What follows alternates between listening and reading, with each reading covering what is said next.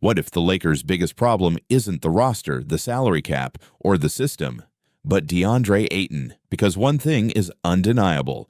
If Deandre Ayton were reliable, the Los Angeles Lakers would be in a much better position in the NBA. And that's not exaggeration. It's something you can see game after game, especially when he simply disappears. When the Lakers signed Ayton in free agency, the warning signs were already there. Not because of a lack of talent, but because there are two very different players living in the same body. The former #1 pick of the 2018 NBA draft, and the other version, passive, disconnected, playing as if he's stuck in energy-saving mode. And let's be honest, players don't end up on their third NBA team by accident. Everywhere he's been, Phoenix Suns, Portland Trail Blazers, and now Los Angeles, Ayton has left the same feeling behind, a frustrating experience that never fully pays off. The talent has always been there. The effort, almost never. What softened the criticism was the contract. $8.1 million per season is relatively cheap by NBA standards, especially for a center. The position is inflated, quality big men are scarce, and in today's spacing-driven NBA, even centers are expected to shoot threes. In that context, Ayton felt like a low-risk bet. And honestly, it couldn't be worse than Jackson Hayes, who completely lost his role in the playoffs. Right? Wrong, because Ayton's biggest issue isn't skill. It's attitude, a lack of intensity, urgency, and accountability. He doesn't impose himself. He doesn't consistently protect the rim. He doesn't dominate the paint the way someone with his physical tools should.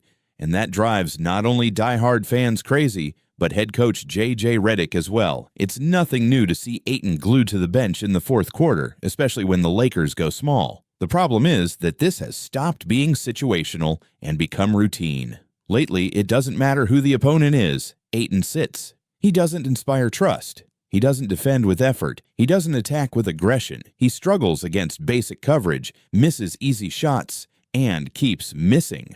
For the version of Ayton that shows up most nights, even his current salary feels overpriced. And that surprises no one. Just ask any Suns or Blazers fan. They've lived this story before. Talent has never been the issue. Consistent commitment has. There's a visible laziness that annoys even neutral fans. The ball drops right next to him on defense. All he has to do is grab it, but instead, he watches. That passivity drives Redick insane. And Lakers fans? They're already asking for a trade. But then, there's another version. A rare one. Almost mythical. Ayton. This season, Ayton has recorded 10 games with at least 20 points and 10 rebounds. Do you know how many of those games the Lakers won? All 10. And this didn't happen only against weak teams. It happened against the Spurs, Suns, Raptors, and others. When Ayton actually uses his size, strength, and physical presence, he changes games. Here's another uncomfortable stat. The Lakers are 13-3 when Ayton grabs 10 or more rebounds. That's not coincidence. Rebounding creates extra possessions, limits mistakes, and helps a team that often struggles from three-point range. When you give the Lakers a real alternative to LeBron James, Luka Doncic, and Austin Reeves, their chances of winning skyrocket. And when one of those three is missing, Ayton should, at least in theory, step up as the third option. But he doesn't. Before the win against the Washington Wizards, the Lakers were in the middle of a 6-game road trip. During that stretch, Ayton averaged a painful 6.6 points, 6.0 rebounds, and shot just 41.7% from the field. Then, out of nowhere, he wakes up. Against Washington, 28 points, 13 rebounds, and 3 blocks. Another key detail, the Lakers have won every game this season in which Ayton recorded 3 or more blocks. Do you see the pattern?